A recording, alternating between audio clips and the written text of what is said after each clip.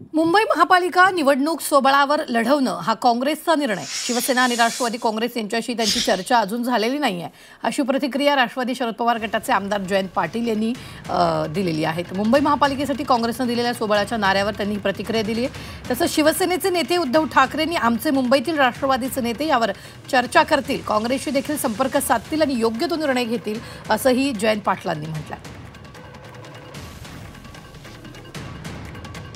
काँग्रेसचा निर्णय आहे. शिवसेना आणि राष्ट्रवादी काँग्रेस यांच्याशी त्यांची काही चर्चा झालेली दिसत नाही.